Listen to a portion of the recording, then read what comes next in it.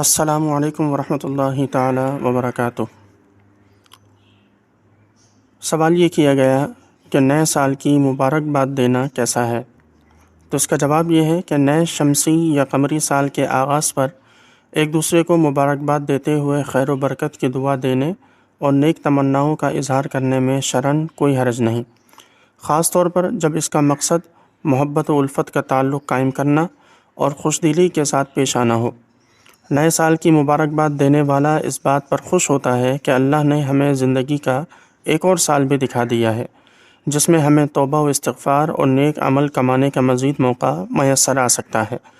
یہ مبارکباد خوشی اور اللہ تعالیٰ کے شکر کا اظہار ہے۔ یہ نہ تو شرعی حکم ہے اور نہ اس کی قطعی ممانعت، یہ ایک مباح عمل ہے۔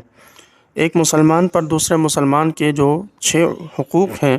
ان میں سے ایک یہ بھی ہے کہ جب اسے خوشی پہنچے تو اسے مبارکباد دے۔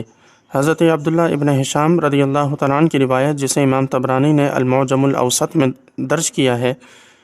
اس میں ہے کہ اصحاب رسول صلی اللہ علیہ وسلم کا معمول تھا کہ نئے سال یا مہینے کی آمد پر وہ ایک دوسرے کو دعا سکھاتے، اور وہ دعا یہ تھی کہ اللہم ادخلہ علینا بالامن والایمان والسلامتی والاسلام ورضوان من الرحمن وجوار من الشیطان، یعنی اے اللہ اس نئے مہینے یا نئے سال کو ہمارے اوپر امن و ایمان، سلامتی و اسلام اور اپنی رضامندی نیز شیطان سے پناہ کے ساتھ داخل فرما۔